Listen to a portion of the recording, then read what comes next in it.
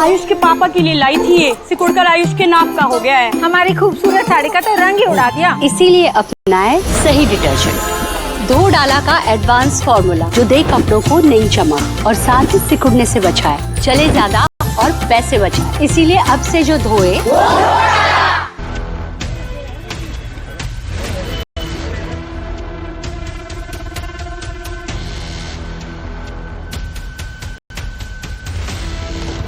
चेहरा भोला लेकिन दिमाग में आतंक का जहर भरा।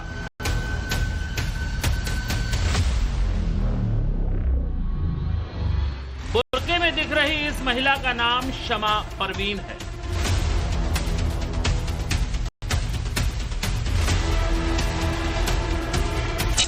वो शमा परवीन जिसके मंसूबे भारत के खिलाफ गजवाए हिंद करने के थे। वो शमा परवीन जो पाकिस्तान के सेना प्रमुख और फील्ड मार्शल आसिम मुनीर की कठपुतली है। वो शमा परवीन जो भारत में al Qaeda online terror module AQIS की कमान संभालकर भारत के खिलाफ साजिश रच रही थी। ये हम नहीं कह रहे हैं, चौंकाने वाला खुलासा किया है गुजरात ATS ने।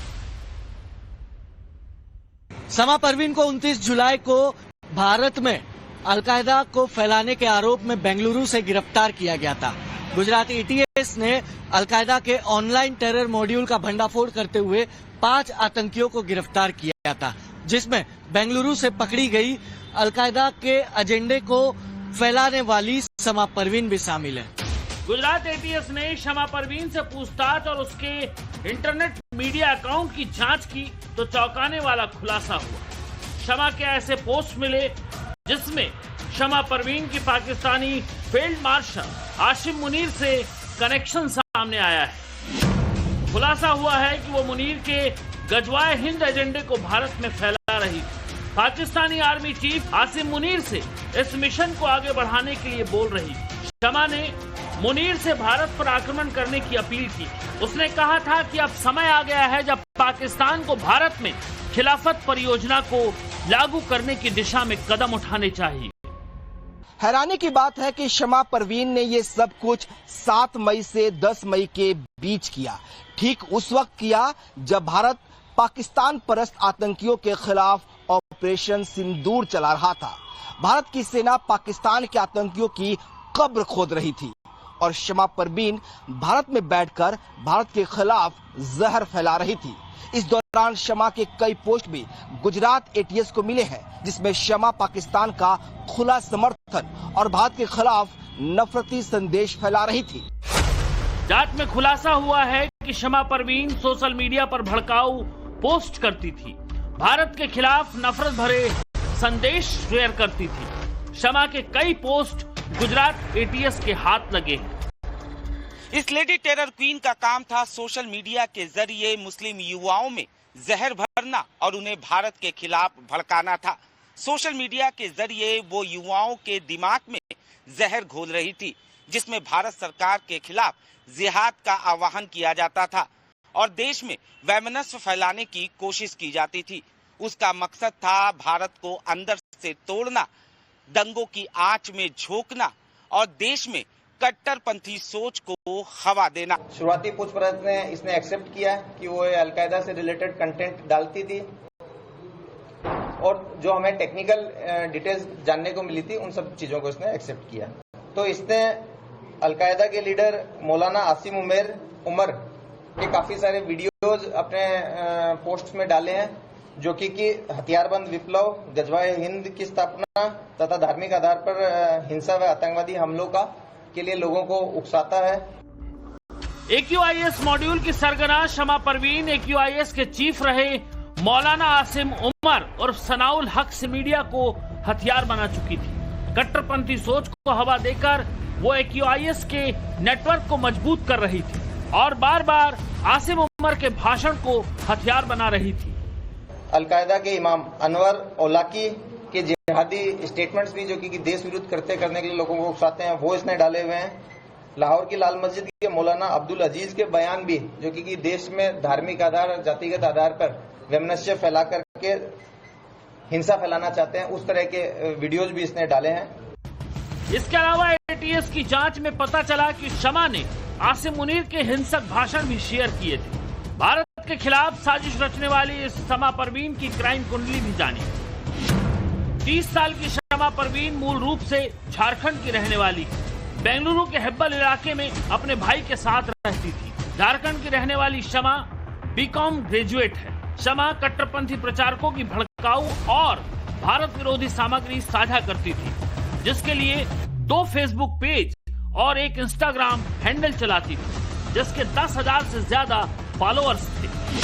शमा परवीन तक पहुंचने से पहले एटीएस ने दिल्ली से मोहम्मद फायद, अहमदाबाद से मोहम्मद फरदीन, नोएडा से जिशान अली और मुदासा से सैफुल्लाह कुरैशी को गिरफ्तार किया था। इन आतंकियों ने रिमांड के दौरान शमा परवीन के बारे में बताया। इन चारों के जरिए ही शमा परवीन तक पहुंचने का क्लू मिला और पुलिस ने इस महिला टेरर क्वीन को धर दबोचा। अब गुजरात एटीएस की जांच में खुलासा हुआ है कि शमा सहित नोएडा, दिल्ली, गुजरात से गिरफ्तार अलकायदा मॉड्यूल के सभी संदिग्ध आतंकी पाकिस्तानी मौलाना उमर के न सिर्फ बयान सुन रहे थे, बल्कि उन्हें सोशल मीडिया पर लगातार शेयर भी कर रहे थे। शमा परवीन ने पूछताछ में इस बात को कबूला भी है। शमा परवीन एटीएस के हत्थे चढ़ चुकी है। खुलासे रोज हो रहे हैं, आगे भी होंगे। सवाल है कि अलकायदा के टूलकिट देश में और कहां-कहां फैले हैं। शमा जैसे और कितने संदिग्ध आतंकी पाकिस्तान की गोद में बैठकर भारत के खिलाफ साजिश रच रहे हैं। ऐसे लोगों को खोजकर सलाखों के पीछे भेजना जांच एजेंसियों के लिए एक बड़ी चुनौती है। ब्यूरो रिपोर्ट, टाइम्स नाउ, नव भारत। पूरी रात यूपी में अलकायदा को फैलाने के आरोप में बेंगलुरु से गिरफ्तार किया गया था। गुजराती एटीएस ने अलकायदा के ऑनलाइन टेरर मॉड्यूल का भंडाफोड़ करते हुए 5 आतंकियों को गिरफ्तार किया था, जिसमें बेंगलुरु से पकड़ी गई अलकायदा के एजेंडे को फैलाने वाली शमा परवीन भी शामिल है। गुजरात एटीएस ने शमा परवीन से पूछताछ और उसके इंटरनेट मीडिया अकाउंट की जांच की तो चौंकाने वाला खुलासा हुआ। शमा के ऐसे पोस्ट मिले जिसमें शमा परवीन की पाकिस्तानी फील्ड मार्शल आसिम मुनीर से कनेक्शन सामने आया है। खुलासा हुआ है कि वो मुनीर के गजवाए हिंद एजेंडे को भारत में फैला रही थी। पाकिस्तानी आर्मी चीफ आसिम मुनीर से इस मिशन को आगे बढ़ाने के लिए बोल रही थी। शमा ने मुनीर से भारत पर आक्रमण करने की अपील की। उसने कहा था कि अब समय आ गया है जब पाकिस्तान को भारत में खिलाफत परियोजना को लागू करने की दिशा में कदम उठाने चाहिए। हैरानी की बात है कि शमा परवीन ने ये सब कुछ 7 मई से 10 मई के बीच किया। ठीक उस वक्त किया जब भारत पाकिस्तान परस्त आतंकियों के खिलाफ ऑपरेशन सिंदूर चला रहा था। भारत की सेना पाकिस्तान के आतंकियों की कब्र खोद रही थी और शमा परवीन भारत में बैठकर भारत के खिलाफ जहर फैला रही थी। इस दौरान शमा के कई पोस्ट भी गुजरात एटीएस को मिले हैं, जिसमें शमा पाकिस्तान का खुला समर्थन और भारत के खिलाफ नफरती संदेश फैला रही थी।